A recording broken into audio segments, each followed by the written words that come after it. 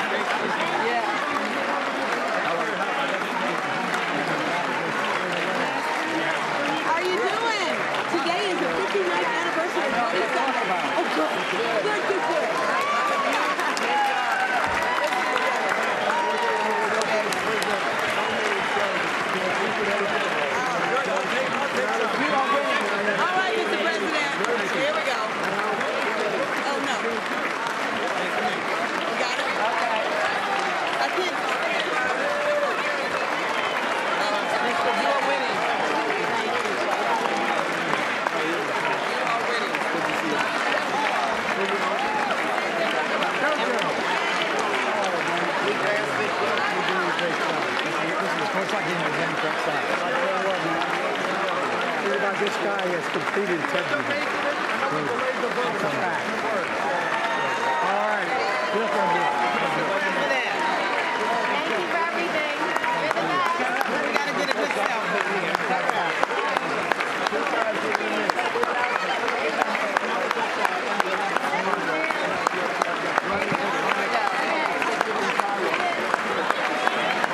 Give him helmet, President.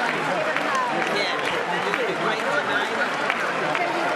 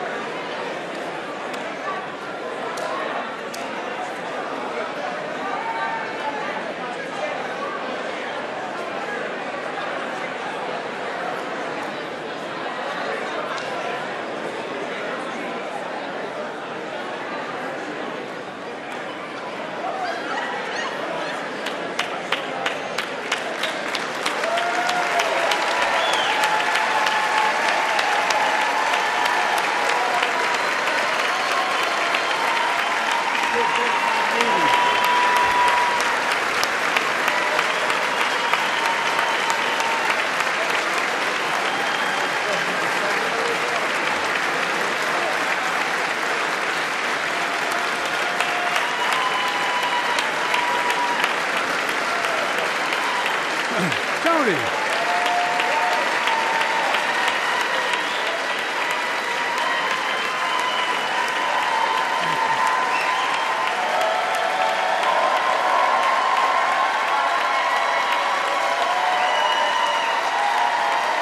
Thank you.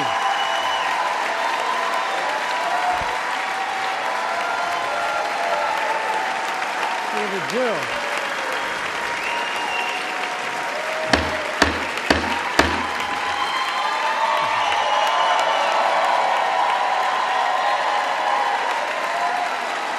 Good evening.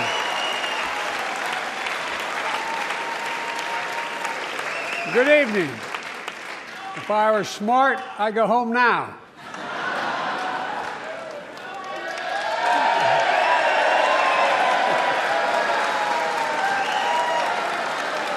Mr. Speaker, Madam Vice President, members of Congress, my fellow Americans, in January 1941, Franklin Roosevelt came to this chamber to speak to the nation, and he said, "I address you at a moment unprecedented in the history of the Union. Hitler was on the march. War was raging in Europe. President Roosevelt's purpose was to wake up Congress and alert the American people that this was no ordinary time. Freedom and democracy were under assault in the world.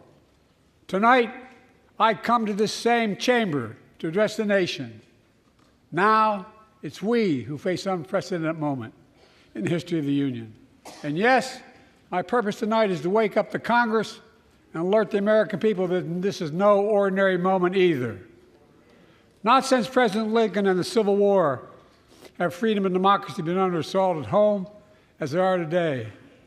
What makes our moment rare is that freedom and democracy are under attack both at home and overseas at the very same time. Overseas, Putin of Russia is on the march, invading Ukraine and sowing chaos throughout Europe and beyond. If anybody in this room thinks Putin will stop at Ukraine, I assure you he will not.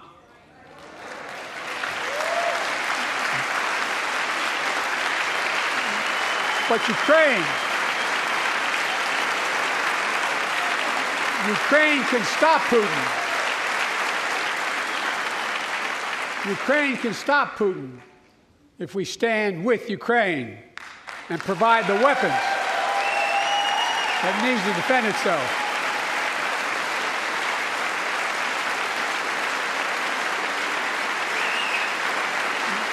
That is all. That is all Ukraine is asking. They're not asking for American soldiers. In fact, there are no American soldiers at war in Ukraine, and I'm determined to keep it that way. But now, assistance to Ukraine is being blocked by those who want to walk away from our world leadership. It wasn't long ago when a Republican president named Ronald Reagan thundered, "Mr. Gorbachev, tear down this wall." Now,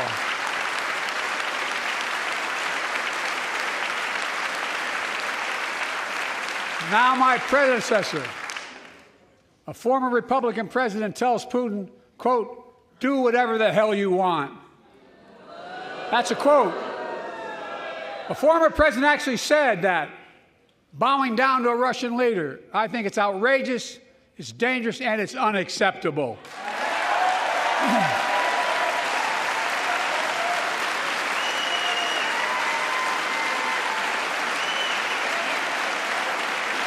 America is a founding member of NATO, the military alliance of democratic nations created after World War II to prevent war and keep the peace. And today, we've made NATO stronger than ever. We welcomed Finland to the alliance last year. And just this morning, Sweden officially joined, and their minister is here tonight. Can they stand up? Welcome. Welcome, welcome, welcome.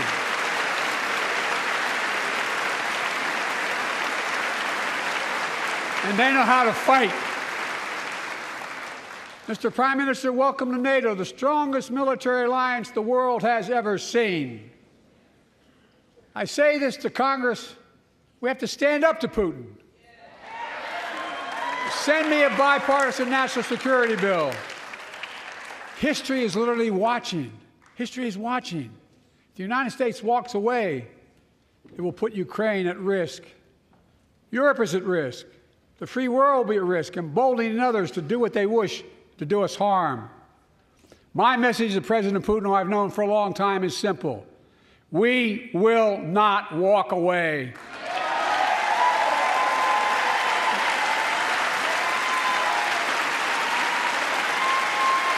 We will not bow down.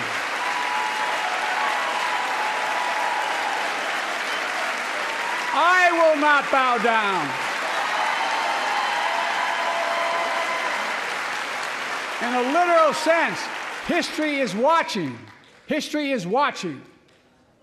Just like history watched 3 years ago on January 6th, when insurrectionists stormed this very Capitol and placed a dagger to the throat of American democracy. Many of you were here on that darkest of days. We all saw with our own eyes the insurrectionists were not patriots. They'd come to stop the peaceful transfer of power, to overturn the will of the people. January 6th lies about the 2020 election and the plots to steal the election posed a gravest threat to U.S. democracy since the Civil War. But they failed. America stood.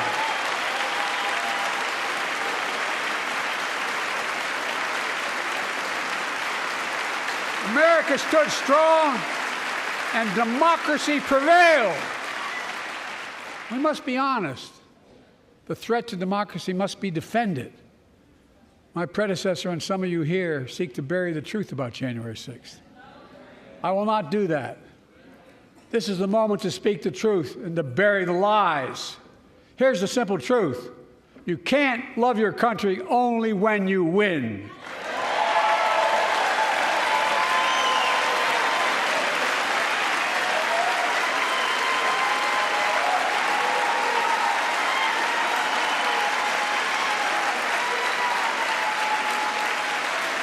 As I've done ever since being elected to office, I ask all of you, without regard to party, to join together and defend democracy. Remember your oath of office to defend against all threats, foreign and domestic. Respect free and fair elections, restore trust in our institutions, and make clear political violence has absolutely no place in America, zero place. Again, it's not hyperbole to suggest history is watching. We're watching. Your children and grandchildren will read about this day and what we do. History is watching another assault on freedom. Joining us tonight is Latoya Beasley, a social worker from Birmingham, Alabama. 14 months ago, she and her husband welcomed a baby girl thanks to the miracle of IVF. She scheduled treatments to have that second child, but the Alabama Supreme Court shut down IVF treatments across the state, unleashed by a Supreme Court decision overturning Roe v. Wade. She was told her dream would have to wait. What her family had got through should never have happened. Unless Congress acts, it could happen again. So tonight, let's stand up for families like hers. To my friends across the aisle, don't keep this waiting any longer. Guarantee the right to AVF. Guarantee it nationwide.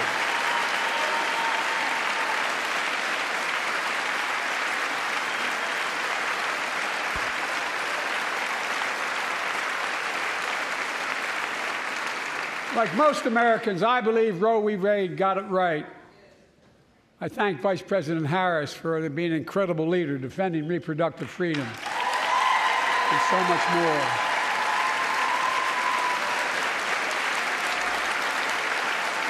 Thank you. My predecessor came to office determined to see Roe v. Wade overturned. He's the reason it was overturned, and he brags about it. Look at the chaos that has resulted. Joining us tonight is Kate Cox, the wife and mother from Dallas. She's become pregnant again and had a fetus of a fatal condition.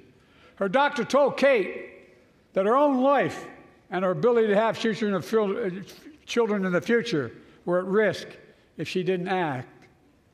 Because Texas law banned her ability to act, Kate and her husband had to leave the state to get what she needed. What her family got through should have never happened as well, but it's happening in too many others. There are state laws banning the freedom to choose, criminalizing doctors, forcing survivors of rape and incest to leave their states to get the treatment they need. Many of you in this chamber and my predecessor are promising to pass a national ban on reproductive freedom. My God, what freedom else would you take away? Look, it's a decision to overturn Roe v. Wade. The Supreme Court majority wrote the following, and with all due respect, justices, women are not without electoral power. Electoral or political power. You're about to realize just how much you're right about that.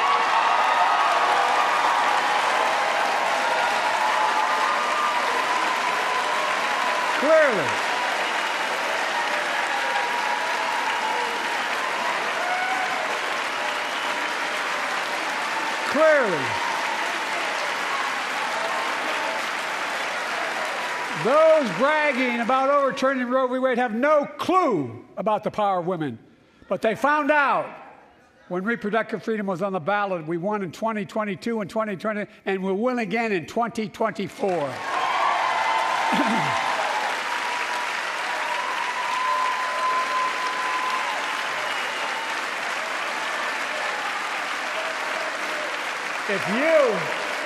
If you, the American people, send me a Congress that supports the right to choose, I promise you, I'll restore Roe v. Wade as the law of the land again.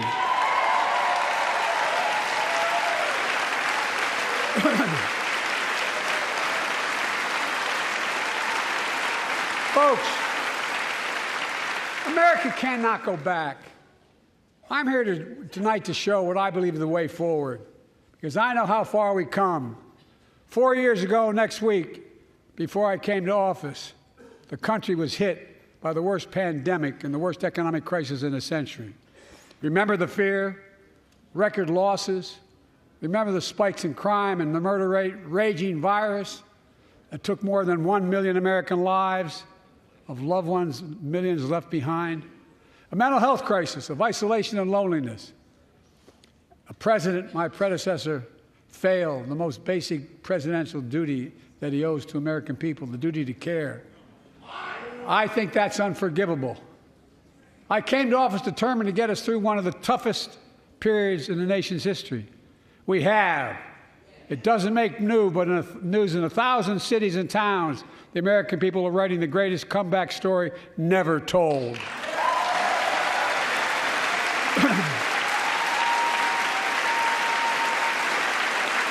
So let's tell the story here. Tell it here and now. America's comeback is building the future of American possibilities, building an economy from the middle out and the bottom up, not the top down, investing in all America, in all Americans, to make sure everyone has a fair shot, and we leave no one behind. The pandemic no longer controls our lives. The vaccines that saved us from COVID are now being used to beat cancer, turning setback into comeback. That's what America does. That's what America does.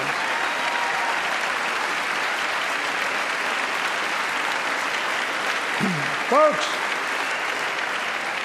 my inherited economy is on the brink. Now our economy is literally the envy of the world. 15 million new jobs in just 3 years, a record, a record. Unemployment at 50-year lows. A record 16 million Americans are starting small businesses, and each one is a literal act of hope. With historic job growth and small business growth for Black and Hispanics and Asian Americans, 800,000 new manufacturing jobs in America and counting. Where is it written we can't be the manufacturing capital of the world? We are, and we will. More people have health insurance today. More people have health insurance today than ever before. The racial wealth gap is as small as it's been in 20 years. Wages keep going up, inflation keeps coming down. Inflation has dropped from 9% to 3%, the lowest in the world, and tending lower.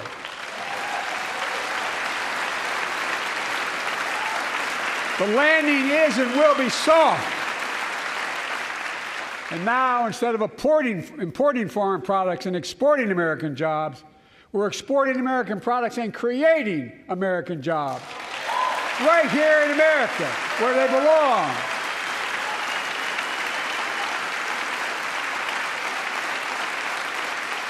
And it takes time, but the American people are beginning to feel it. Consumer studies show consumer confidence is soaring. Buy America has been the law of the land since the 1930s. Past administrations, including my predecessor, including some Democrats as well in the past, failed to buy American. Not anymore. On my watch, federal projects that you fund, like helping build American roads, bridges, and highways, will be made with American products and built by American workers.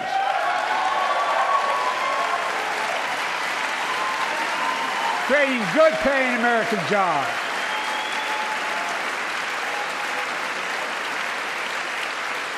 And thanks to our CHIPS and Science Act, the United States is investing more in research and development than ever before. During the pandemic, a shortage of semiconductors, chips, that drove up the price of everything from cell phones to automobiles. And by the way, we invented those chips right here in America.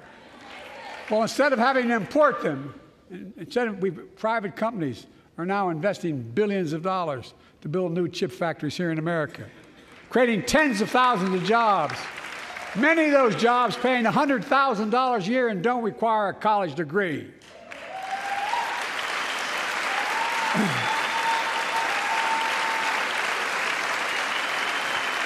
In fact, my policies have attracted $650 billion in private sector investment in clean energy, advanced manufacturing, creating tens of thousands of jobs here in America.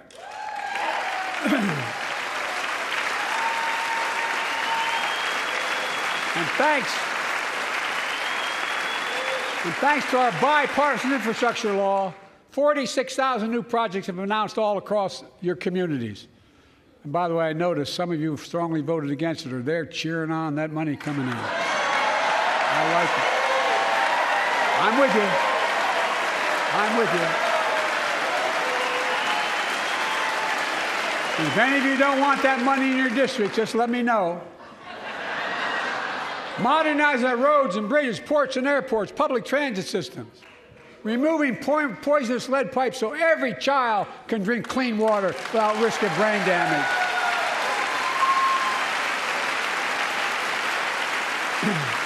Providing affordable high-speed internet for every American, no matter where you live, urban, suburban, or rural communities, in red states and blue states. Record investments in tribal communities. Because of my investment in family farms, because I invested in family farms led by my Secretary of Agriculture, who knows more about this than anybody I know, we're better able to stay in the family for those farms and their children and grandchildren won't have to leave home to make a living. It's transformative. The great comeback story is Belvedere, Illinois, home to an auto plant for nearly 60 years. Before I came to office, the plant was on its way to shutting down. Thousands of workers feared for their livelihoods. Hope was fading. Then I was elected to office, and we raised the Belvedere repeatedly with auto companies, knowing unions would make all the difference. The UAW worked like hell to keep the plant open and get these jobs back, and together we succeeded. Instead of auto factories shutting down, auto factories reopening, and new state-of-the-art battery factories being built to power those cars there at the same.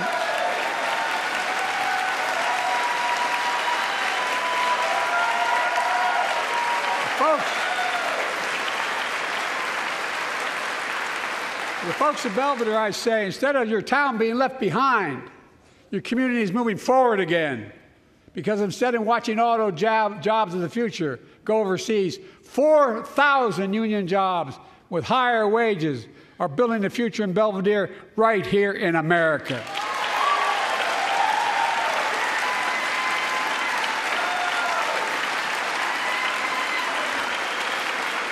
Here tonight is UAW President Shawn Fain, a great friend and a great labor leader. Shawn, where are you? Stand up.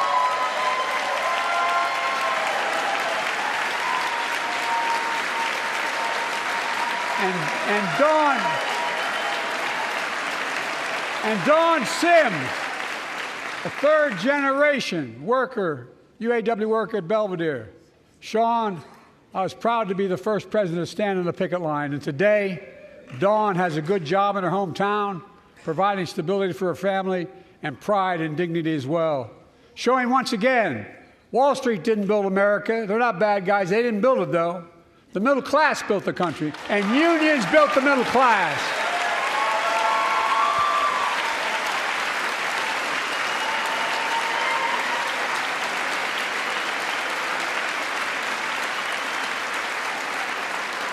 I say to the American people, when America gets knocked down, we get back up. We keep going. That's America.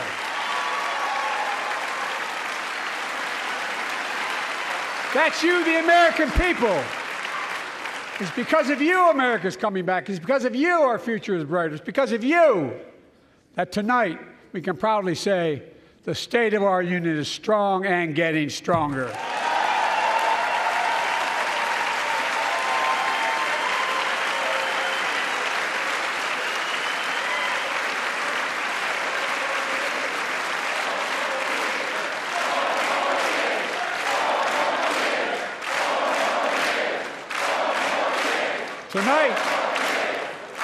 Tonight, I want to talk about the future of possibilities that we can build together. A future where the days of trickle-down economics are over, and the wealthy and the biggest corporations no longer get all the tax breaks. And by the way, I understand corporations. I come from a state that has more corporations invested than every one of your states in the state of the United States combined. And I represented it for 36 years. I'm not anti-corporation, but I grew up in a home where trickle-down economics didn't put much on my dad's kitchen table. That's why I determined to turn things around so middle class does well. When they do well, the poor go way up and the wealthy still do very well. We all do well. And there's more to do to make sure you're feeling the benefits of all we're doing. Americans pay more for prescription drugs than anywhere in the world. It's wrong, and I'm ending it.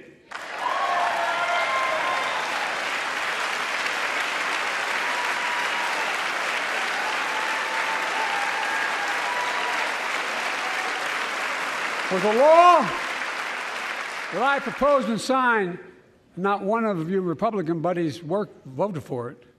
We finally beat Big Pharma.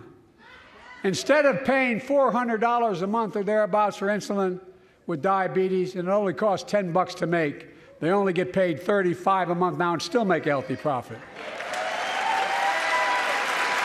And I want to,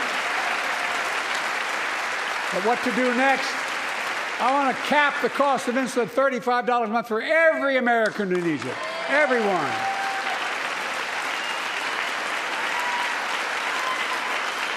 For years, people have talked about it, but finally we got it done and gave Medicare the power to negotiate lower prices on prescription drugs, just like the VA is able to do for veterans. That's not just saving seniors money, it's saving taxpayers money. We cut the federal deficit by $160 billion. Because Medicare will no longer have to pay those exorbitant prices to Big Pharma. This year, Medicare is negotiating lower prices for some of the costliest drugs on the market to treat everything from heart disease to arthritis. It's now time to go further and give Medicare the power to negotiate lower prices for 500 different drugs over the next decade. They're making a lot of money, guys. And they'll still be extremely profitable. Will not only save lives, it will save taxpayers another $200 billion. Starting next year, the same law caps total prescription drug costs for seniors on Medicare at $2,000 a year, even for expensive cancer drugs that cost $10,000, $12,000, $15,000. Now I want to cap prescription drug costs at $2,000 a year for everyone. Folks, I'm going to get in trouble for saying that, but if you want to get an Air Force One and fly to Toronto, Berlin, Moscow, even Moscow, probably. And bring your prescription with you, and I promise you I'll get it for you for 40% the cost you're paying now. Same company, same drug, same place. Folks, the Affordable Care Act, the old Obamacare, is still a very big deal.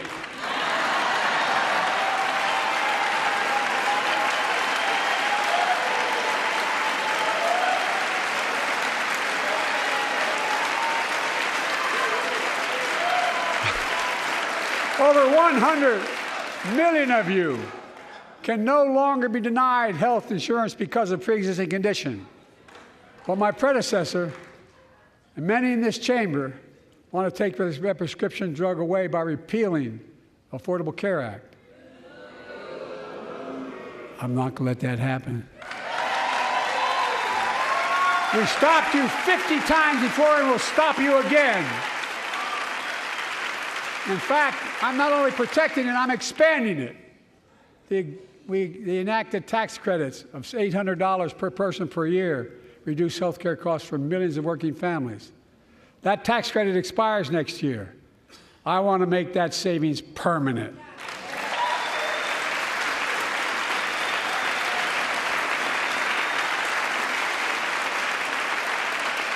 To state the obvious, women are more than half our population. But research on women's health has always been underfunded. That's why we're launching the first ever White House initiative on women's health research, led by Jill, doing an incredible job as First Lady.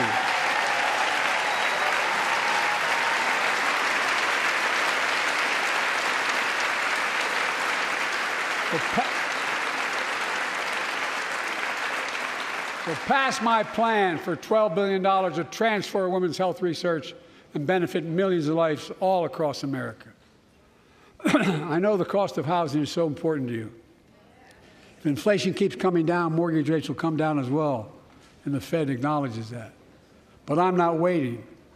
I want to provide an annual tax credit that will give Americans $400 a month for the next 2 years as mortgage rates come down, to put toward their mortgages when they buy their first home or trade up for a little more space. Just for 2 years.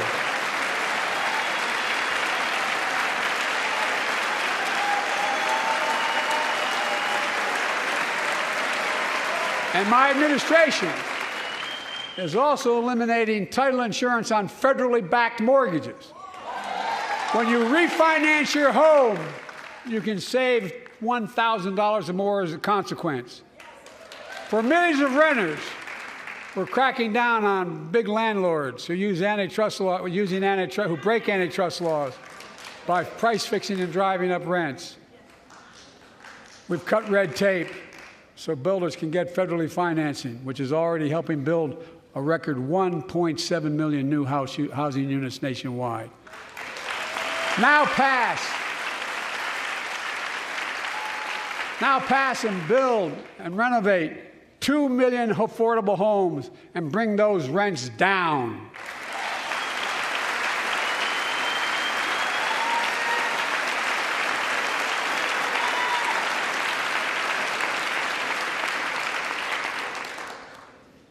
To remain the strongest economy in the world, we need to have the best education system in the world. And I suspect all of you, want to give every child, a good start by providing access to preschool for 3 and 4 years old. You know, I think I pointed out last year, –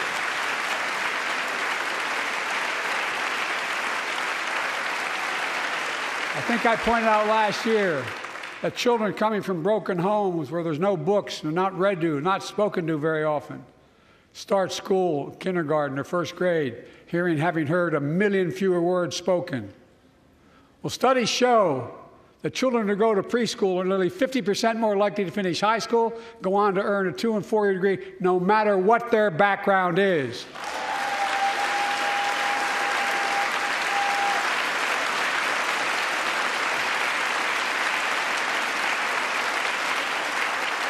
I met a year and a half ago with the leaders of the Business Roundtable. They were mad that they were angry, I think, well, they were discussing why I wanted to spend money on education. I pointed out to them, as vice president, I met with over I think it was 182 of those folks. Don't hold me to the exact number. And I asked them what they need most, the CEOs. And you've had the same experience on both sides of the aisle. They say a better educated workforce, right? So I looked at them, and I say, I come from Delaware. DuPont used to be the 8th largest corporation in the world.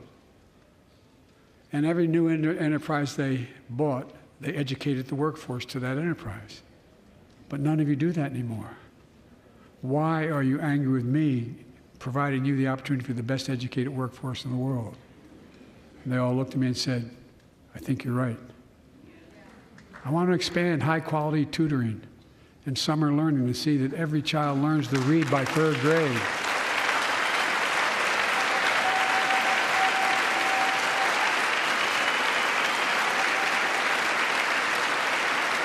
I'm also connecting local businesses and high schools so students get hands-on experience and a path to a good-paying job, whether or not they go to college. And I want to make sure the college is more affordable. Let's continue increasing the Pell Grants to working and middle-class families and increase record investments in HBCUs and minority-serving institutions, including Hispanic institutions.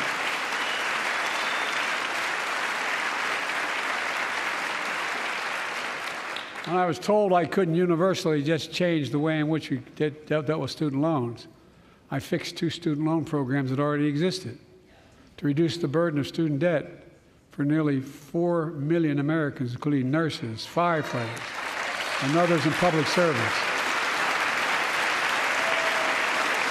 Like Keenan Jones, a public educator from Minnesota, who's here with us tonight. Keenan, where are you? Keenan, thank you. He's educated hundreds of students so they can go to college. Now he's able to help, after debt forgiveness, get his own daughter to college.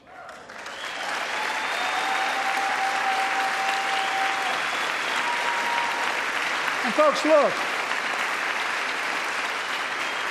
such relief is good for the economy because folks are now able to buy a home, start a business, start a family. While we're at it, I want to give public school teachers a raise.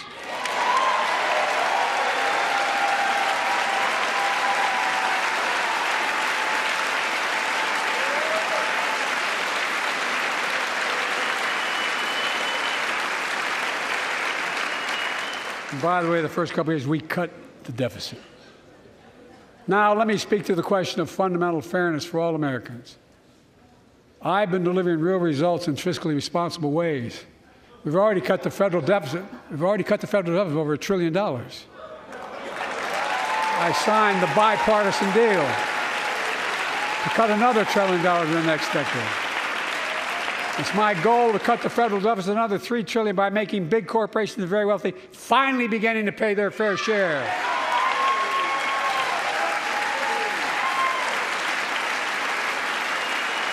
Look, I'm a capitalist. If you want to make or can make $1 million or millions of bucks, that's great. Just pay your fair share in taxes. A fair tax code is how we invest things to make this country great. Healthcare, education, defense, and so much more. But here's the deal. The last administration enacted a $2 trillion tax cut, overwhelmingly benefit the top 1%, the very wealthy and the biggest corporations, and exploded the federal deficit. They added more to the national debt than any presidential term in American history. check the numbers. Folks at home, does anybody really think the tax code is fair? No. Do you really think the wealthy and big corporations need another $2 trillion tax break? No. I sure don't. I'm going to keep fighting like hell to make it fair. Under my plan, nobody earning less than $400,000 a year will pay an additional penny in federal taxes. Nobody, not one penny.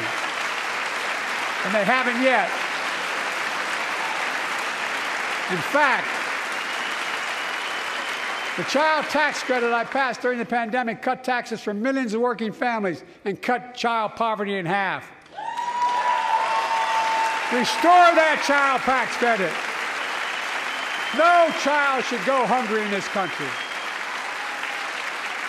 The way to make the tax code fair is to make big corporations and the very wealthy begin to pay their fair share.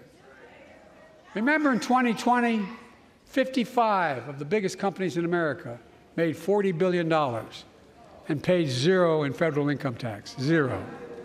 Not anymore. Thanks to the law I wrote and we signed, big companies have to pay a minimum of 15%. But that's still less than working people pay in federal taxes.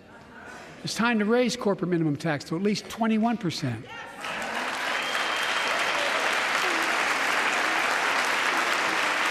So every big corporation finally begins to pay their fair share. I also want to end tax breaks for big pharma, big oil, private jets, massive executive pay when it's only supposed to be $1 million that could be deducted. They can pay them $20 million if they want, but deduct $1 million. End it now. You know, there are 1,000 billionaires in America. You know what the average federal tax is for those billionaires? No. They're making great sacrifices, 8.2%. That's far less than the vast majority of Americans pay. No billionaire should pay a lower federal tax rate than a teacher, a sanitation worker, or a nurse.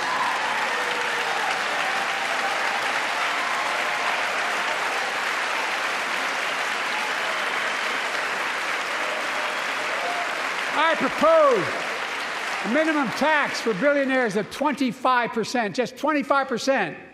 You know what that would raise? That would raise $500 billion over the next 10 years. And imagine what that could do for America. Imagine a future with affordable child care. Millions of families can get what they need to go to work to help grow the economy. Imagine a future with paid leave, because no one should have to choose between working and taking care of their sick family member. Imagine the future of home care and elder care, and people living with disabilities so they can stay in their homes and family caregivers can finally get the pay they deserve. Tonight, let's all agree once again to stand up for seniors. Many of my friends on the other side of the aisle want to put Social Security on the chopping block. If anyone here tries to cut Social Security, Medicare, or raise the retirement age, I will stop you.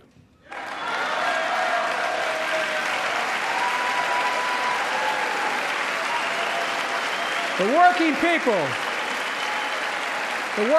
who built this country pay more into Social Security than millionaires and billionaires do. It's not fair. We have two ways to go. Republicans can cut Social Security and give more tax breaks to the wealthy. That's the proposal. Oh no, you guys don't want another $2 trillion tax cut? I kind of thought that's what your plan was.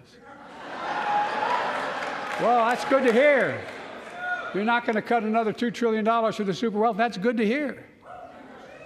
I'll protect and strengthen Social Security and make the wealthy pay their fair share. Look,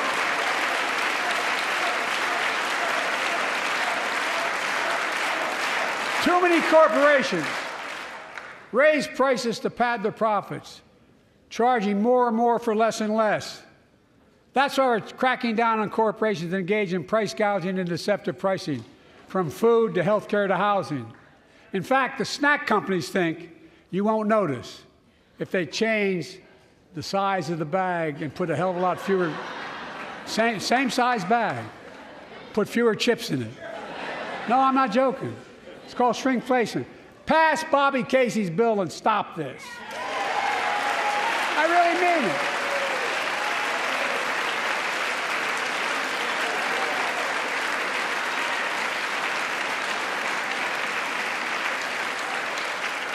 You probably all saw that commercial on Snickers bars.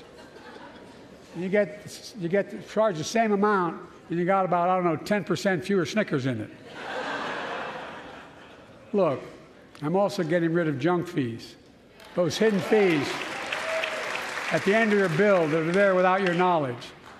My administration announced we're cutting credit card late fees from $32 to $8.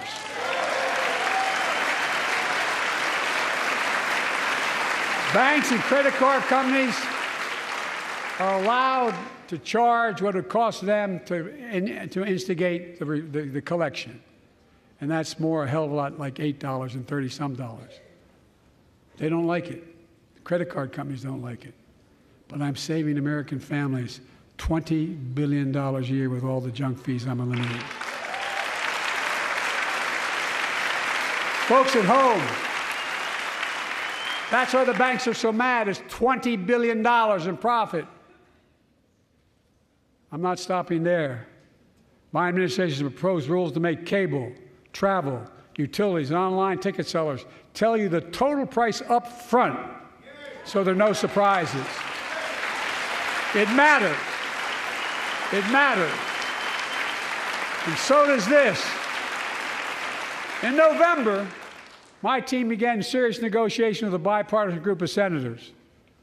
The result was a bipartisan bill with the toughest set of border security reforms we've ever seen. Oh, you don't think so? Oh, you don't like that bill, huh? That conservatives got together and said it was a good bill? I'll be darned. That's amazing. That bipartisan bill would hire 1,500 more security agents and officers, 100 more immigration judges to help tackle the backload of 2 million cases, 4,300 more asylum officers, and new policies so they can resolve cases in 6 months instead of 6 years now.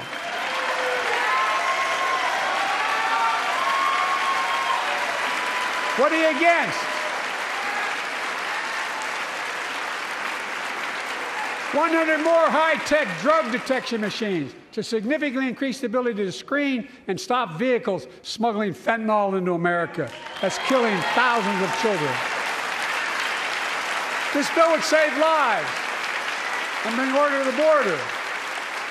It will also give me and any new president new emergency authority to temporarily shut down the border when the number of migrants at the border is overwhelming. The Border Patrol Union has endorsed this bill. The Federal Chamber of Commerce is, yeah. You're saying low. Look at the facts. I know you know how to read.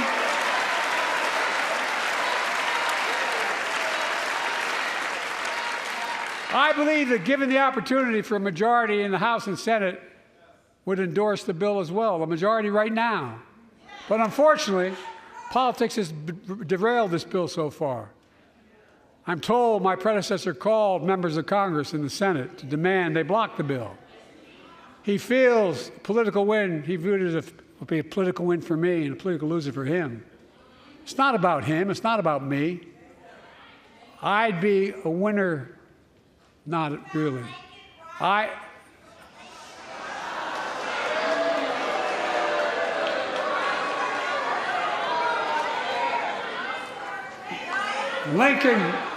Lincoln Riley, an innocent young woman who was killed by an illegal. That's right. But how many of thousands of people being killed by illegals? To her parents, I say, my heart goes out to you, having lost children myself. I understand. But look, if we change the dynamic at the border, people pay these smugglers $8,000 to get across the border because they know if they get by and let into the country, it's 6 to 8 years before they have a hearing. And it's worth taking the chance of the $8,000. But if it's only 6 weeks, the idea is it's highly unlikely that people will pay that money and come all that way knowing that they'll be able to be kicked out quickly.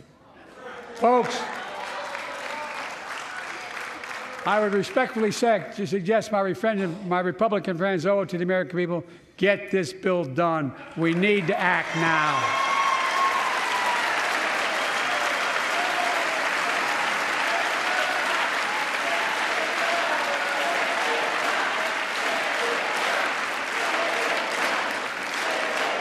And if my predecessor is watching, instead of paying politics and pressuring members of Congress to block the bill, join me in telling the Congress to pass it. We can do it together, but that's what here's what he will not do. I will not demonize immigrants saying they are poison in the blood of our country. I will not separate families. I will not ban people because of their faith. Unlike my predecessor on my first day in office, I introduced a comprehensive bill to fix our immigration system. Take a look at it. It has all these and more. Secure the border. Provide a pathway to citizenship for dreamers, and so much more. But unlike my predecessor, I know who we are as Americans. We're the only nation in the world with a heart and soul that draws from old and new. Home to Native Americans, whose ancestors have been here for thousands of years. Home to people of from every place on earth. They came freely. Some came in chains. Some came when famine struck, like my ancestral family in Ireland. Some to flee persecution, to chase dreams that are impossible anywhere but here in America. That's America. And we all come from somewhere, but we're all Americans.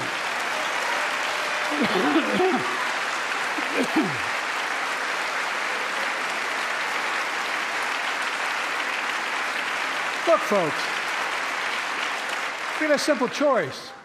We can fight about fixing the border, or we can fix it. I'm ready to fix it.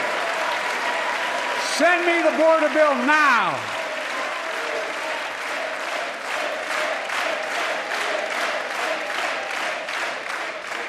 A transformational moment in history happened 59 years ago today in Selma, Alabama. Hundreds of foot soldiers for justice marched across the Edmund Pettus Bridge, named after the Grand Dragon of the Ku Klux Klan, to claim their fundamental right to vote. They were beaten, they were bloody, and left for dead. Our late friend and former colleague, John Lewis, was on that march. We miss him.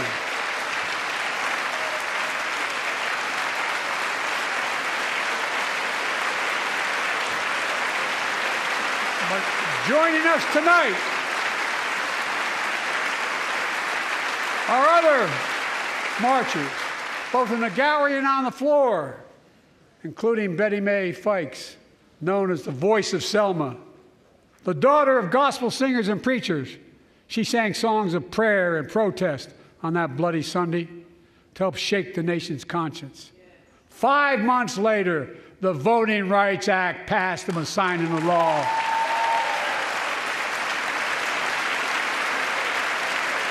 Thank you. Thank you, thank you, thank you.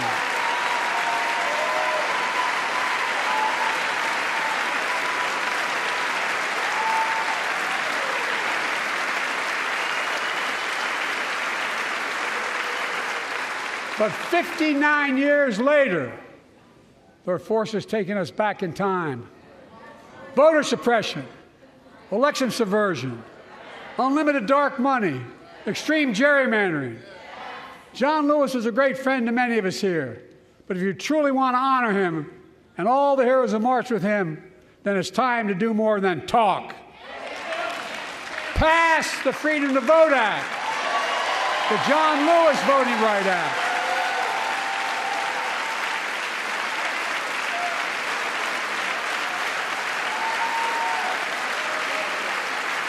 And stop denying another core value of America, our diversity across American life.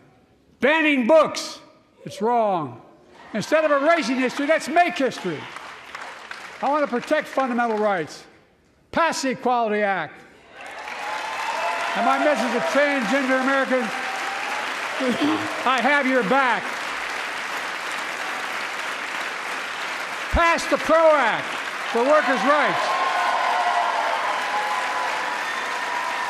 Raised the federal minimum wage because every worker has a right to a decent living more than $7 an hour. We're also making history by confronting the climate crisis, not denying it. I don't think any of you think there's no longer a climate crisis. At least I hope you don't. I'm taking the most significant action ever on climate in the history of the world. I'm cutting our carbon emissions in half by 2030, creating tens of thousands of clean energy jobs like the IBEW work is building and installing 500,000 electric vehicle charging stations. Conserving 30% of America's lands and waters by 2030. And taking action on environmental justice, fence-line communities smothered by the legacy of pollution.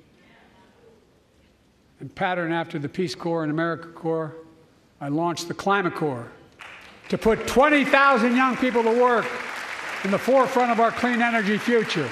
I'll triple that number in a decade.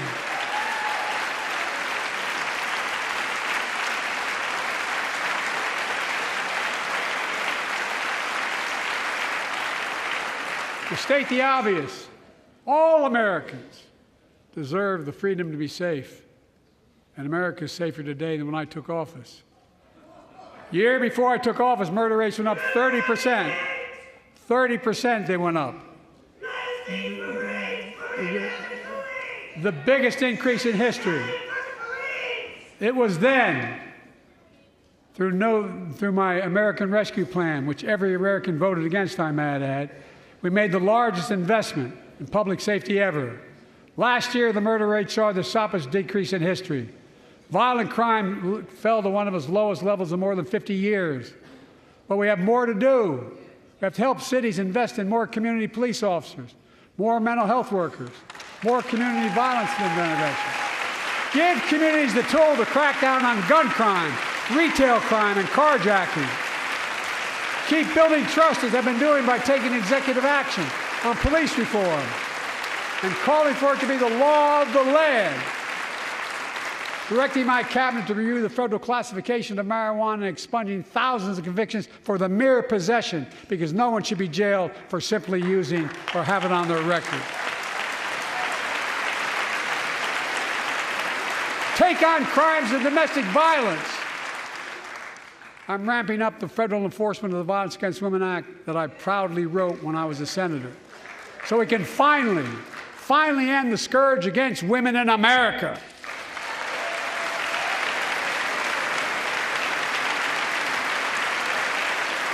There are other kinds of violence I want to stop. With us tonight is Jasmine, whose 9-year-old sister Jackie was murdered with 21 classmates and teachers in an elementary school in Uvalde, Texas. Very soon after that happened, Jill and I went to Uvalde for a couple of days. We spent hours and hours with each of the families. We heard their message, so everyone in this room, in this chamber, could hear the same message. The constant refrain, and I was there for hours meeting with every family. They said, do something.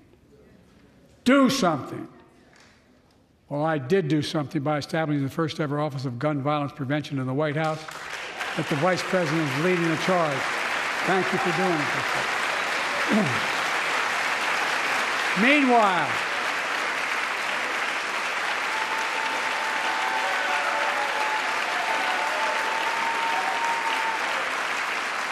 Meanwhile, my predecessor told the NRA he's proud he did nothing on guns when he was president.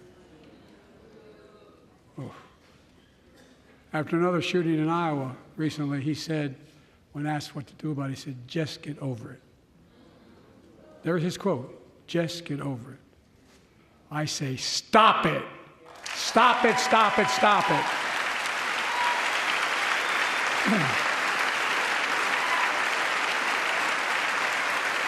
I'm proud we beat the NRA when I signed the most significant gun safety law in nearly 30 years because of this Congress.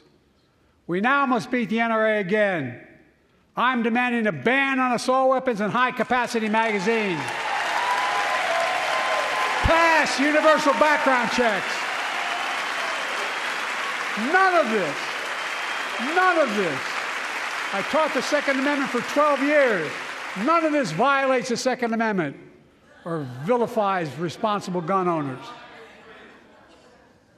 You know, as we manage challenges at home, we're also managing crises abroad, including in the Middle East.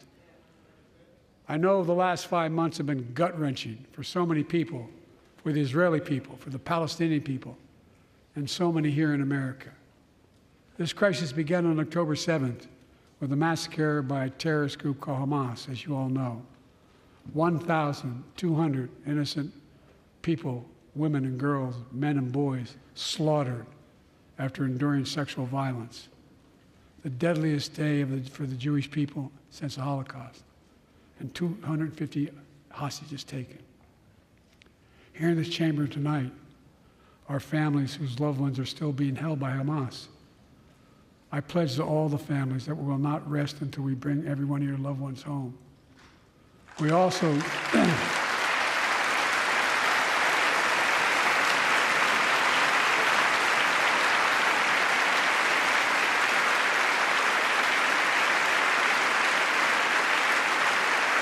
will also work around the clock to bring home Evan and Paul, Americans being unjustly detained by the Russians and others around the world. Israel has the right to go after Hamas. Hamas ended this conflict by releasing hostages, laying down arms, could end it by releasing the hostages, laying down arms, and surrendering those responsible for October 7th. But Israel has Israel has an added burden because Hamas hides and operates among the civilian population like cowards, under hospitals, daycare centers, and all the like. Israel also has a fundamental responsibility, though, to protect innocent civilians in Gaza.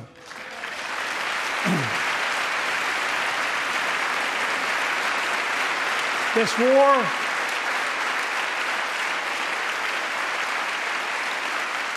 has taken a greater toll on innocent civilians than all previous wars in Gaza combined.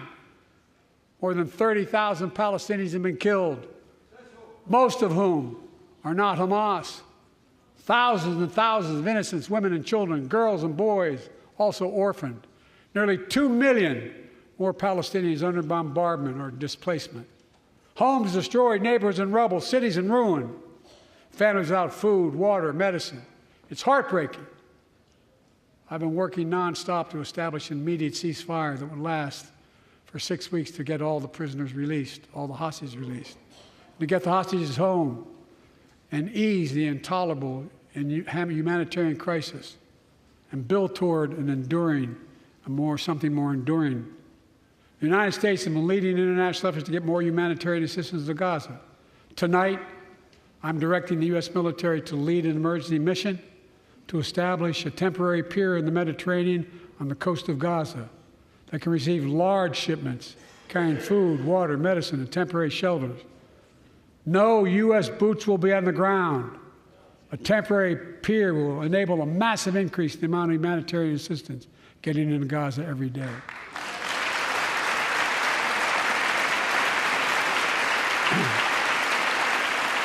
And Israel must do its part. Israel must allow more aid into Gaza to ensure humanitarian workers aren't caught in the crossfire. And they're announcing they're going to have a crossing in northern Gaza. To the leadership of Israel, I say this: humanitarian assistance cannot be a secondary consideration or a bargaining chip. Protecting and saving innocent lives has to be a priority. As we look to the future, the only real solution to the situation is a two-state solution over time.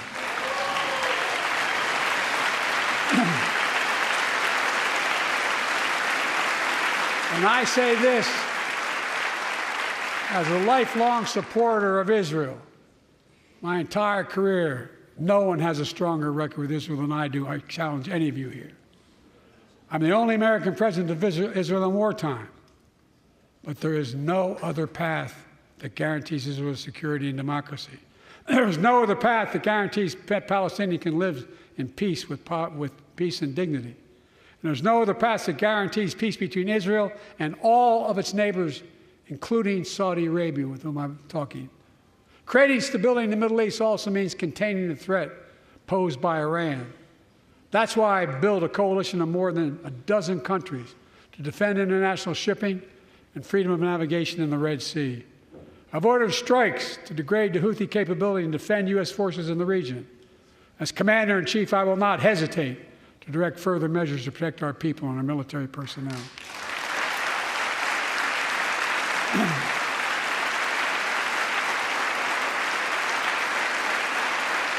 For years, I've heard many of my Republican and Democratic friends say that China is on the rise and America is falling behind. They've got it backwards. I've been saying it for over 4 years, even when I wasn't president. America's rising. We have the best economy in the world. And since I've come to office, our GDP is up, our trade deficit with China is down to the lowest point in over a decade. And we're standing up against China's unfair economic practices. We're standing up for peace and stability across the Taiwan Straits. I've revitalized our partnership and alliance in the Pacific. India, Australia, Japan, South Korea, the Pacific Islands. I've made sure that the most advanced American technologies can't be used in China, not allowing to trade them there. Frankly, for all this tough talk on China, it never occurred to my predecessor to do any of that. I want competition with China, not conflict. And we're in a stronger position to win the conflict of the 21st century against China than anyone else, for that matter, than any time as well. Here at home, I've signed over 400 bipartisan bills, but there's more to pass my unity agenda. Strengthen penalties on fentanyl trafficking. You don't want to do that, huh? Pass bipartisan privacy legislation to protect our children online. Harness the promise of AI to protect us from peril. Ban AI voice impersonations and more. And keep our truly sacred obligation to train and equip those we send into harm's way and care for them and their families when they come home and when they don't.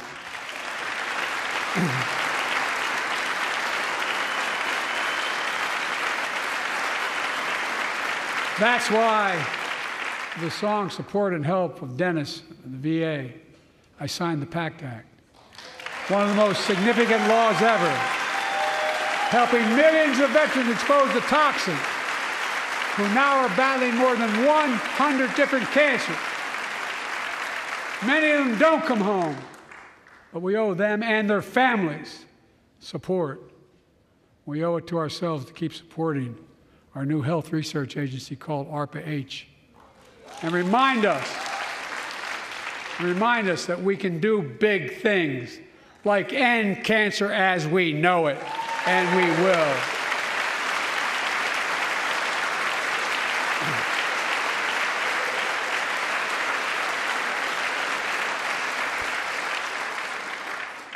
Let me close with this. Yay.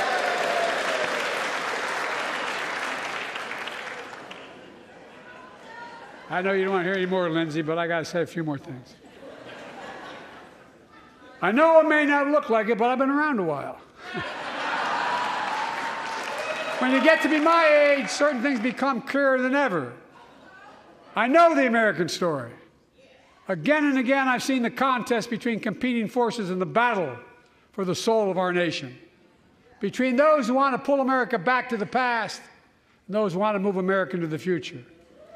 My lifetime has taught me to embrace freedom and democracy, a future based on core values that have defined America: honesty, decency, dignity, equality, to respect everyone, to give everyone a fair shot, to give hate no safe harbor. Now, other people my age see it differently. The American story of resentment, revenge, and retribution, that's not me. I was born amid World War II, when America stood for the freedom of the world. I grew up in Scranton, Pennsylvania, and Claymont, Delaware, among working-class people who built this country. I watched in horror as two of my heroes, like many of you did, Dr. King and Bobby Kennedy, were assassinated. And their legacies inspired me to pursue a career in service. I left the law firm and became a public defender because my city of Wilmington was the only city in America occupied by the National Guard after Dr. King was assassinated because of the riots. And I became a county councilman almost by accident. I got elected to the United States Senate when I had no intention of running at age 29. Then vice president of our first black president. Now president to the first women vice president.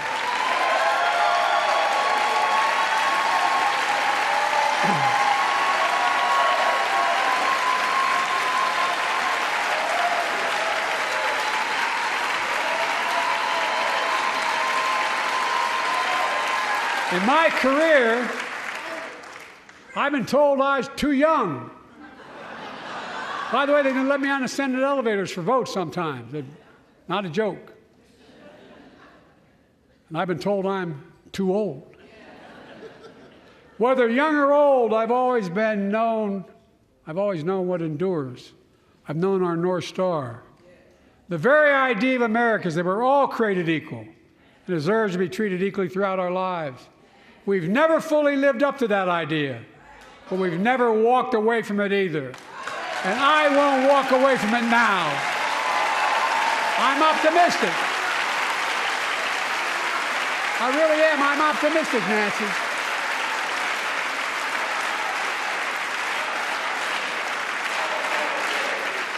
My fellow Americans, the issue facing our nation isn't how old we are, it's how old are our ideas. Hate, anger, revenge, retribution are the oldest of ideas. But you can't lead America with ancient ideas that only take us back. You lead America, the land of possibilities. You need a vision for the future and what can and should be done. Tonight you've heard mine. I see a future where defending democracy, you don't diminish it. I see a future where we restore the right to choose and protect our freedoms, not take them away. I see a future where the middle class finally has a fair shot and the wealthy have to pay their fair share in taxes. I see a future where we save the planet from the climate crisis and our country from gun violence. Above all, I see a future for all Americans. I see a country for all Americans. And I will always be president for all Americans because I believe in America. I believe in you, the American people. You're the reason we've never been more optimistic about our future than I am now. So let's build the future together. Let's remember who we are. We are the United States of America. And there is nothing beyond our capacity when we act together. God bless you all, and may God protect our troops. Thank you, thank you, thank you.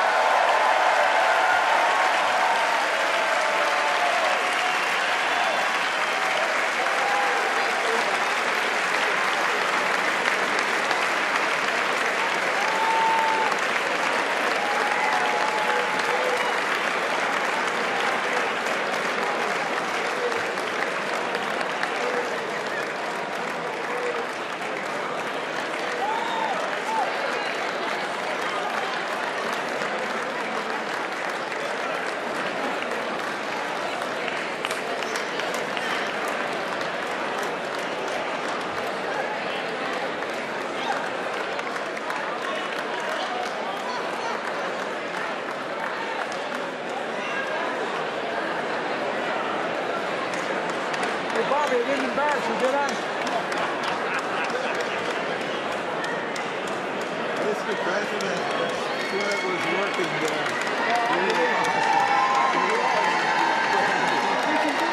Absolutely. Thank you for making the final change. That's why I'm working so hard to raise money to help. Thank you. We're going to get it back. We're going to get it back. Baptist preacher tonight. I'll tell you what. You was the Baptist preacher tonight. I'll tell you what Jim Eason once said to me. He said, what did old Jim Eason do for you in Delaware? I said, Mr. Chairman, someplace you'd help and someplace you'd hurt. He looked at me and said, I'll come and campaign for you again in whichever help you get. That's what you were on. Come on now. Good job.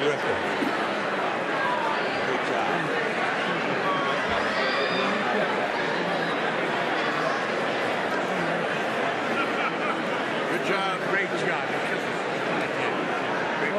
job. Great job. Be lively. That was a sermon tonight. Thank you. Well, hell, very nice. Good to see you. Thank you. Great job.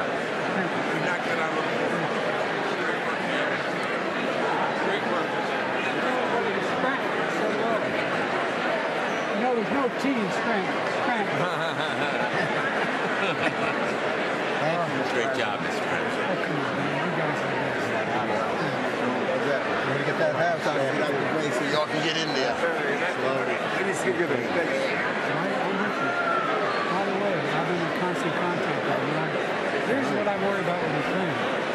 If we pull away, the rest of Europe's going to pull away.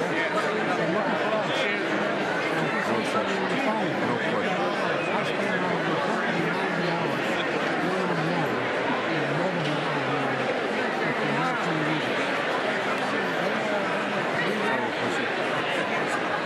By the door.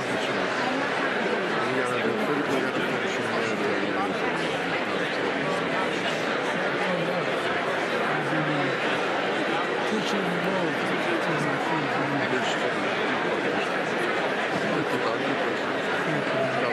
We're going to get a deal done on Ukraine. We have to. Yes. There's no. Good job on the morning. Thank you. Thank you. Thank Thank you. Look, you give me accountability. Oh, yeah. I'm sticking with you. No, I really mean it. No, really. Thank you, sir. And this guy with you does too. Oh, yeah, he does. Good. It was amazing. You did a good job. You were right on. Yeah, you were on fire. You were on fire. Nobody's going to talk about cognitive impairment now. Yeah. You were on fire. Kind of wish sometimes there was cognitive impairment. You did well. Very good. Very I'm working real hard.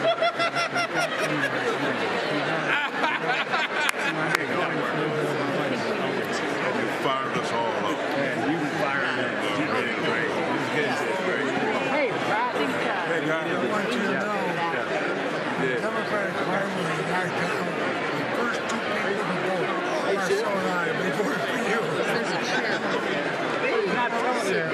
He's rounding up the campaign for when he was running. I was young, son, and he was young too. Okay. He was young. And I got a call from my house. I always call home. Let's see if I can get out of the way. And I get out of the way so y'all can protect it. And I got 1 second, so I got a call. I got a call every morning when you're away. I said, honey, how's it going? Fine. He said, what's the matter? I said, nothing.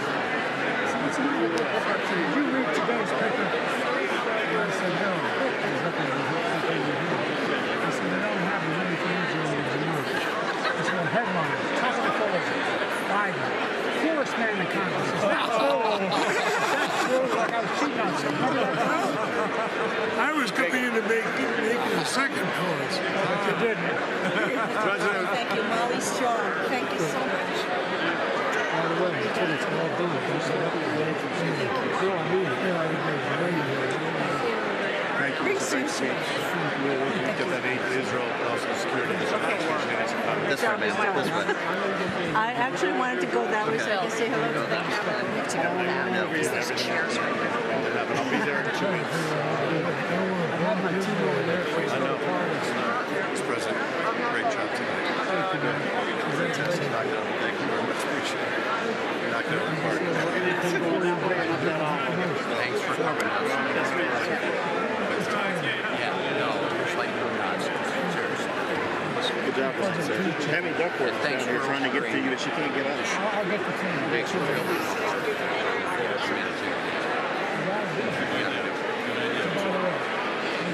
Mr. President.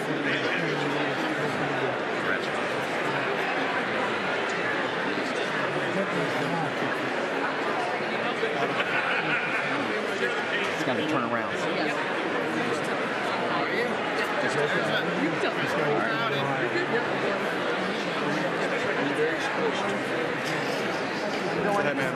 swap, please. How about that? Sorry about that.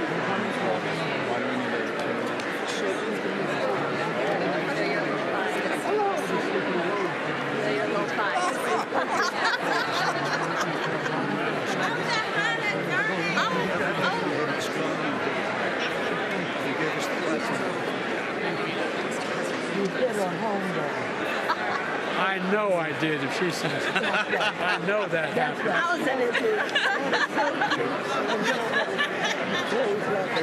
We're walking this way, so we're going that way. Yep, we're going this way right here. Go back.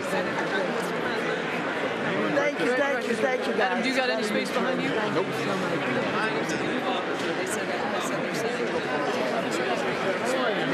Good. We're going to see you for the first debate in my district, Texas State. Right where LBJ's statue stands. Say hello to Senator Duckworth. She and I led the House Senate bill on our behalf.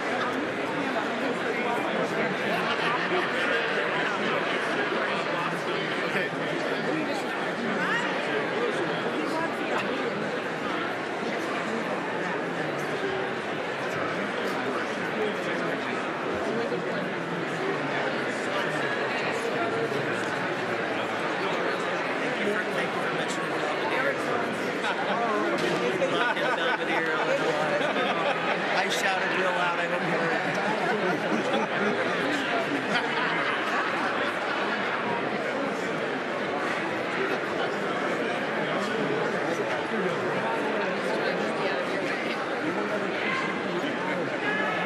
There you go. Now you gotta come back to Pennsylvania, back to the Lehigh Valley. They loved you. They loved you there. I know. You don't have to tell me. I know. I know. You think you're in the prettier. You have the prettier part. Well, we can agree. Got the speech?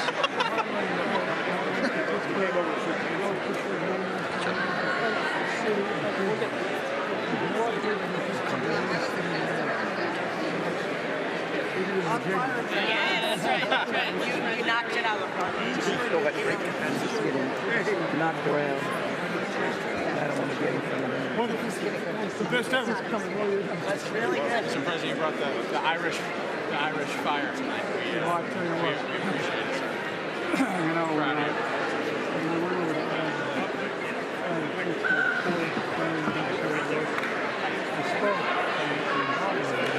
I was there, Mr. President. It was incredible.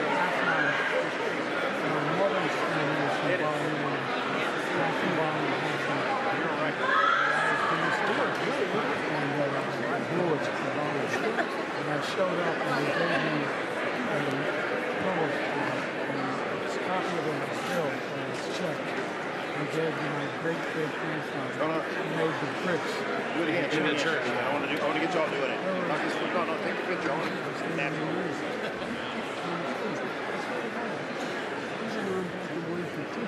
We're going to get you to the Indy 500. Get kicked out. She took me. All right.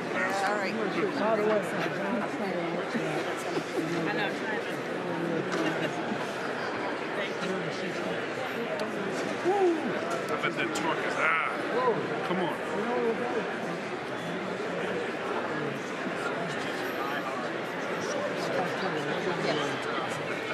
I've had the Secret Service test track, which I know over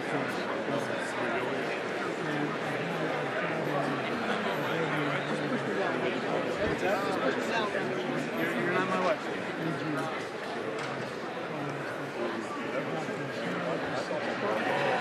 And you're a torque jockey like me.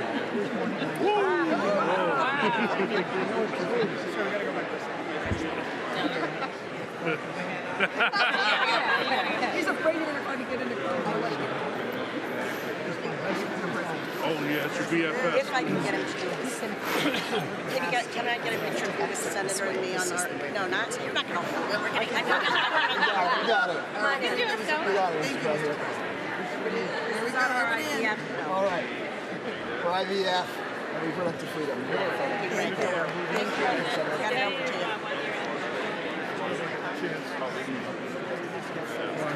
I'll try to You guys exiting? Thank you so much. My stuff is back there. Okay, I'll go around this way.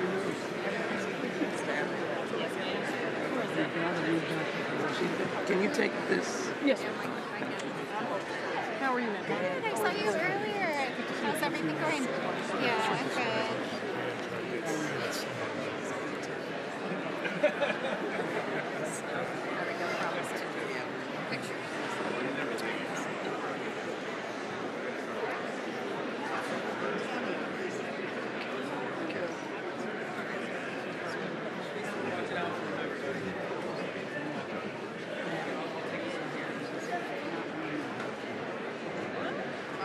That's nice. Where is she?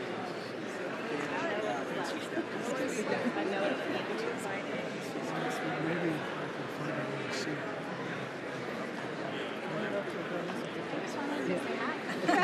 You better say hi. I'm so proud of you. Proud of you. Proud to be with you. How are you doing?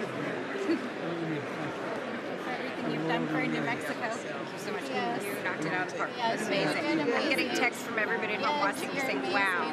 Jumping up and down. My mom jumping up and down saying, phenomenal. Where's your mom? In Houston, Texas. Yes, sir. And we got Miss Really? Okay. He's going to take her number? Yeah, that would be amazing. That would be amazing. 713. Make it Congressman 588.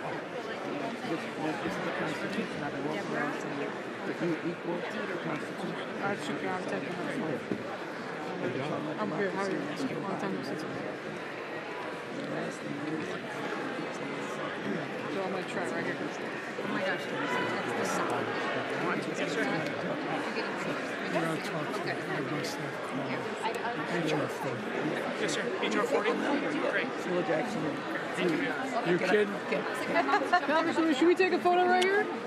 Right here. There we go. Excellent. Sounds good. Excellent. Did you get a signing too? I did. I got multiple. Thank you. Thank you. Excellent. We appreciate you. I'm out of your life and out of your world. Right this way. Thank you. I have stuff back here that I have to go. I think around is probably best.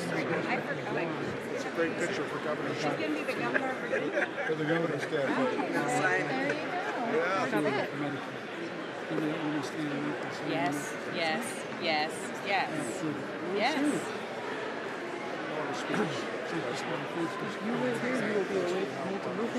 Yes. Okay. Yes. I'm happy to do my part. I was in Kiev 2 Saturdays. You gave a very strong message. Right on. You got to get this done.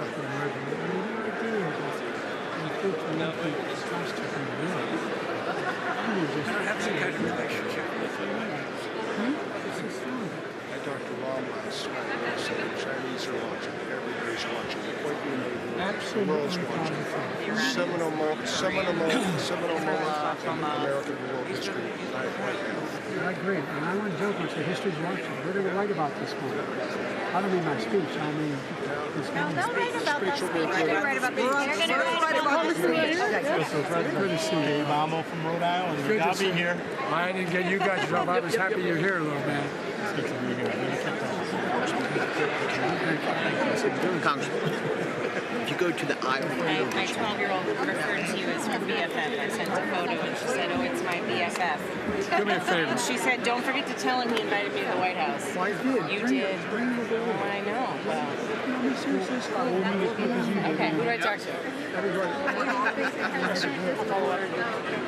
You got a number? Yes, sir. You could be enjoying the morning. 12 years old. Yes, sir. If you guys are trying to get Yeah, well, my kids are pretty lovely. You probably like to run I love the give and take you gave with our friends across the aisle.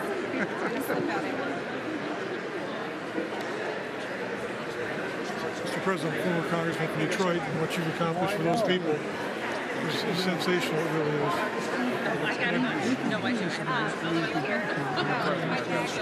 You're doing it. Tonight, this was the most tremendous. I've been to 8 State of the Union addresses, and this is right. Thank you for being for the country. You, Gene, my best friend. Right here. Catherine Klein. This is my best friend, Catherine. I love her. So we have a very important presentation. Good to see you. My daughter, Greta, met you at the member picnic. You were so kind. You held her up. She said, what do I call her? You said college. Preschool. On President's Day, had them paint pictures, and she has insisted that I give you the painting. She painted of you. By the way, see now that? I don't know where. Am I here tomorrow? Yes, sir. Where are you tomorrow? I'm here in Columbus. My wife's outside, so you might see If you her. have a chance, come over to the Oval. We'll give you a time. I frame all this picture between you and all right. Well, she is enamored with you, and it makes parenting hard because you said call her Joe. We say President Biden, but she said Joe's good enough. Okay, so give me your time. Yes, sir. and I'll put on the back. The information's under that. Thank you. Mr. President, you kicked ass. That was so fantastic. You know, I could to be a point. But I thought it was the right thing to do. Certainly was. Yeah, you're good, Admiral Faye. I got you. I know you are, ma'am. He knocked down the heart. Put on those glasses and Harry Truman said, Bring out dark brown. they said, give them hell. Harry says, I'm not giving them hell. I'm just telling the truth. They think it's hell. That's exactly right. They don't like to hear it. Mr. President, you were fantastic. Thank you so much. Michigan loves you so much, Mr. President. We're excited to have you there as much as you I am want. holding up everybody here. Mr. President, Thank you very much. I'm so sorry to see you guys waiting. Privilege. By the way, walk in the side. Also, don't try to. I mean, really and truly, you think about it. They tell us that it's cheap all the time. It's the finest fighting force in the history of the world. I don't think the history of the world. Stop! I didn't No know one, that. excuse my expression, is a tax on my head. Because of you. I really mean it. Think of what you're doing. Everywhere I go, and some of you have been to these international meetings I go to, the CEO, the president pulled me aside and goes, "Look, Albert, you got to stand with us. We need you. We need you going to. Our democracy is at risk of being outlived. There's so much at stake if we lose it. Ukraine. I mean, it's so much bigger. Oh, it drives me crazy. Thank you. Thanks for accepting the appointment. About time we had someone strong running around. Anyway. Boss, thanks. Thanks. How are you? President. I'm the ambassador of Romania. Well, how are you? I spent a lot of time in your country, as you know. I know, twice, 2009. That's exactly right. Spent a lot of time. And Dr. Mike. Yes. I was worried she wasn't going to come home. Yeah. He told me once. Yeah, and we have a picture. Sure. Yeah. Right away.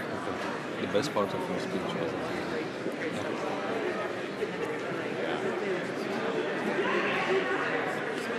Thank you. Thank you, sir. Sir. Thank you. Very nice to see you, sir. Thank you. Thank you. I keep telling these guys they work in his pecs. Swallow. You okay? Doing good. You needed it. No, doing good. Am I going? Which way am I going? This way. Right here. Right here, Mr. President. You know which way am I going? And then right this way. We're going to go up right there. Okay, all right. Okay, well, I'll tell you what. Give this to my assistant and then we'll call and see. We're just going to follow the Sergeant of Arms this way, sir. Now we've got one. Yep. Congressman Frank Irving from How are you? Fine, and you? I'm well, thank you. Very well. You get to say, Mr. Speaker, the President of the United States. Really appreciate it. It's awesome. No, it really is. I know you know. all steel workers that work on steel industry. Exactly. By the way, you got to because the amount of carbon used in steel and cement is gigantic. It's gigantic. We can do something about it and make a lot of bucks. Transformation. I think it's ended up working with you. You kidding me? If I did, my grandfather could have passed it. Same with my father. What was your dad's name? Frank was a state senator for 40 years. You're kidding. He's dedicated him and my mom. My great-grandfather was the first Catholic elected to the state senate of Pennsylvania, actually the second. He was elected to the state senate. And they accused him, when he was running, of being a Molly Maguire. When he found out he wasn't going to hold this. Her father's Catholic. He was in the state senate also. Is your dad alive? He is 90, going to be 91. I'm blessed. Can I get his phone number? I'll give that to you. Promise? I promise you right now. He and my mother. All Mr. right. President, thank you very much for all you do. Sir, most people can't leave until we leave, and we need to go this way. Well, they're Democrats or Republicans. We got both up there. I'm joking. I'm sorry, you got to stay there. You just say it, say that. Oh, I get that. Yes, I'm going to go this way, Mr. President. Thank you. Appreciate Joe Morello. Yeah, Joe. By the way, you got That would be great.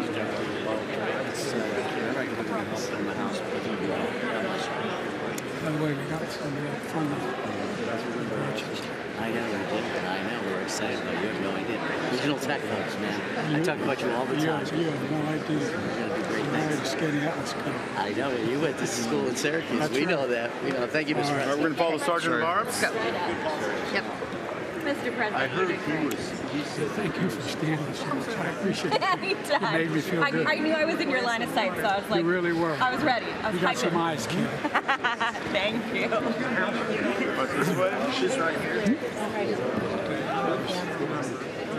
Thanks for all the dirty shoveling. Don't worry, Mr. This is one of the big guys. Great speech. Really nice. I was telling your secretary, I was in Jordan and Israel this weekend, and just, you got to keep pushing what you're doing on the humanitarian stuff and all this stuff. So, I told maybe so many people, I said, maybe you want to come to Jesus. Sure, just. That might go good. That was good. we'll see you, Mr. President. So good. Thanks, man. Talk to you tomorrow. Yeah. Mr. President, great job. Thank you for standing up, making me feel absolutely. good. Right? No, great. Fantastic. It's game time now. Okay. Guess I'm holding everybody up. Not at all. Way to go. We're glad to wait. The chair directly recesses between houses now dissolved. The House will come to order.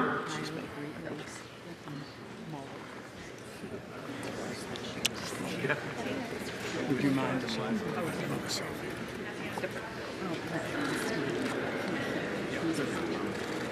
Thank you. I'll sign it and send it to you. All right. Do that. Really. Do it. And then I'll say not to take it. Yeah. No, I was being polite. You knocked it out of the ballpark. Good to see you. Well done. Thank you. Mr. President, you did amazing. Brittany from Colorado. For what purpose So does the proud. That was gentleman from Louisiana awesome. seek We are recognition? going to be fighting together. Mr. Speaker, I move that the message I know of the that there's plenty President of be other referred things to we the could be Committee of the doing, Whole but on the State of the giving up Union. on us. I couldn't run without him. Without objection. Could not run. Mr. President. Does the gentleman from Louisiana have a motion? Thanks. Mr. Speaker, I move that the House is now adjourned. The question is on the motion to adjourn. Those in favor say aye. Those opposed, no. The ayes have it. The motion is agreed to. Accordingly, the House stands adjourned until 9 a.m. tomorrow. Notice that Yes, thank you. I appreciate it. Yes, and thank you for having Governor Lewis in the first lady's party. That's great. We all love him. All right, Mr. President, great job. Thanks, pal. We're going to push that bipartisan Senate bill. We're trying to get everybody to make that our strategy to go after the different Gs. Mr. President, great speech. Loved it. You take a risk standing all the time for me on the I know. Wanted to keep coming back to Detroit. We need you. Well, we're coming back. Yeah. Can't get rid of it. Really absolutely fantastic. The interruptions, that's just so new and different. I hope it wasn't. It's a game they played. They did it last time. And I said, oh, And I got them all together. I said, "You're not going to cut Social Security." And when I said, "Anybody going to cut Social Security? Raise your hand." I might. I was going home. Mr. President. So proud of you. Proud of you. Proud of you. And it means a lot. People are saying you kicked butt back home. They texted me saying he kicked butt tonight. As long as I'm with you, I'm okay. Hey, and thank you for mentioning the PACT Act. It's important. My guest is an immigrant Army veteran from the Gulf War.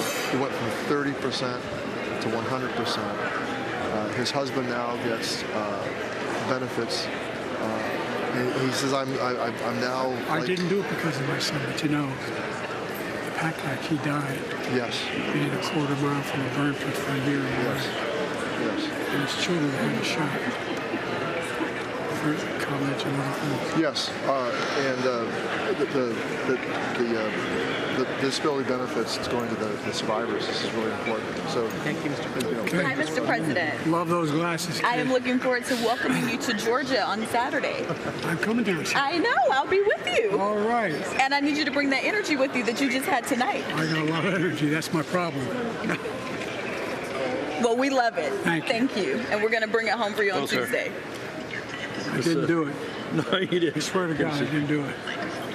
No, we need some help from the Forest Service. This symbolizes the 86 people that died in the fire in Paradise, California.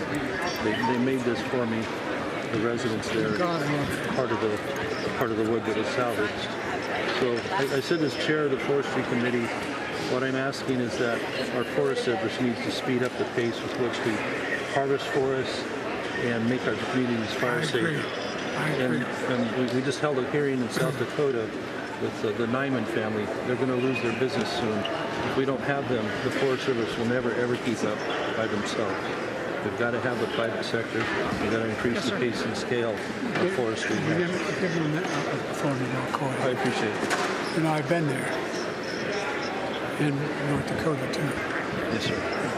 And I've flown over more timber burned to the ground killing the wildlife than make up the entire state of the state of Maryland. And by the way, a million-acre fire in my district. Yes, and by the way, if you notice, you fly over in a helicopter, those places with good roofs, they didn't burn. With the right materials. Yeah. So we got to change that. Anyway.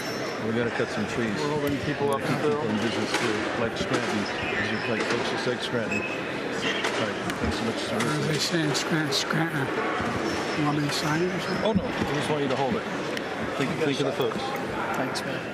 I'm thinking of the folks. Yep. Some folks I'm thinking of start with Putin. Not those folks.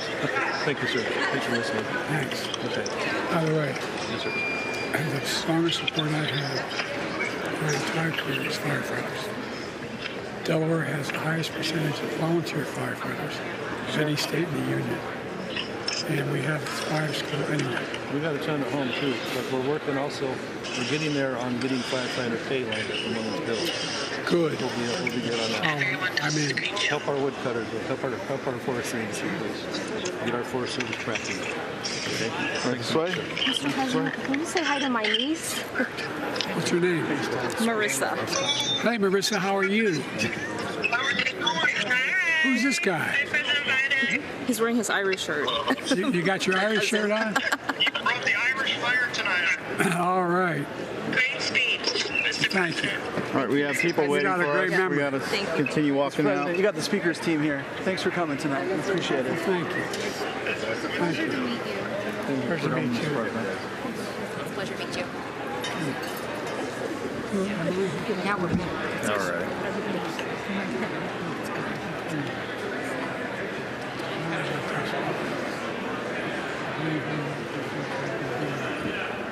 You're both on overtime now, right?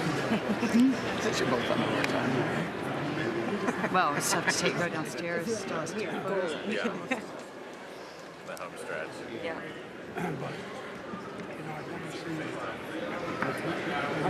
That's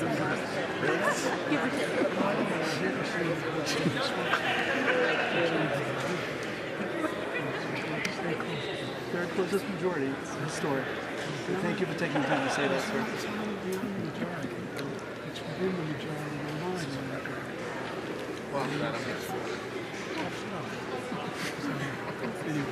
Thank you, Mr. President. We appreciate that, sir. Stick right this way. Right here, sir. You ready? Okay. Yeah, we gotta go. Right this way. We're straight out. Straight out. Straight out. All right. Straight out. We got Team Clyburn over here. You're looking good, man. Oh, so are you? So are You're you? looking good. You always look like that. I don't know who your haberdasher I told you, let's go shopping. I'd like to. Yeah, so this is Lindy. Also Team Clyburn. Yeah. How are you? Good to see you again. I work for Jim, too. Lena. Got it. Good man to work for here. Oh, look at him. White button. We're done.